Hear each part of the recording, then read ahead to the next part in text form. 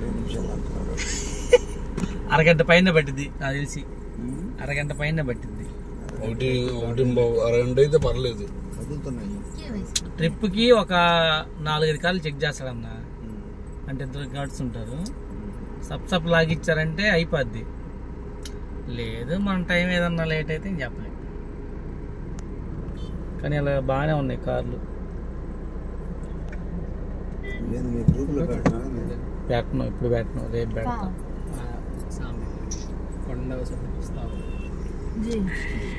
తిరుమల ఎలా ఉందో చూడద్దు జనాలు.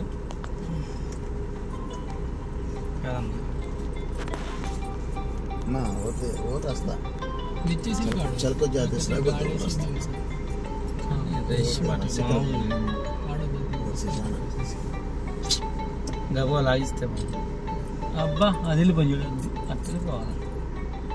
అలా చూడు ఫాస్ట్ వెళ్ళిపోయింది.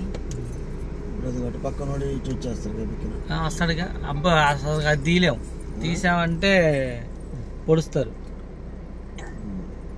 మనం గబక్కన అటు వెళ్ళాము అనుకో, వెనక కూడా మనకేస్తాడు బ్యాంక్.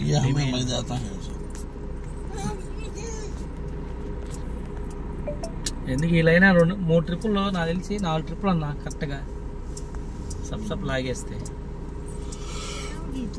4 ట్రిప్పులు మొత్తం.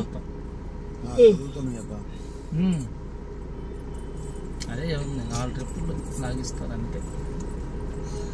బస్సులకి సపరేట్ ఒకటే. ఇప్పుడు ఇంత ముందు ఎక్కినా ఇచ్చారు కానీ ఇప్పుడు బస్సులు సపరేట్ చేశారు. బస్సులు మధ్యలో బైక్ లైన్స్ కూడా ఎక్కడెక్కడ ఉందో కదులుతూ ఉంటుంది. వాళ్ళకి ముందులో పోయిదే కదా,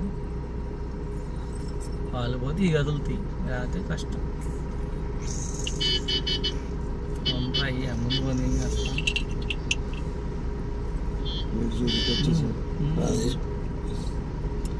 ఇక్కడ వీళ్ళకి రెగ్యులర్గా తిప్పుతారు కదా, సబ్సబ్ తిప్పుతారు.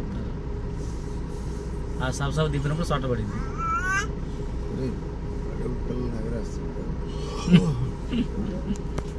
సాహసం చేస్తున్నాడు.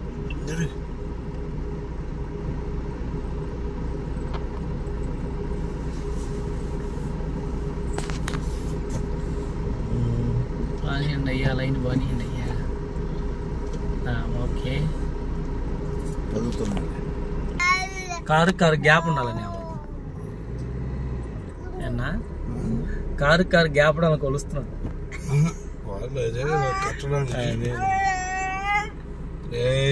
ఎప్పుడు ఏదో ఒకటి చేస్తానే ఉంటారు ఇక్కడ. అది ఇటు మార్చడము, ఇది అటు మార్చడము.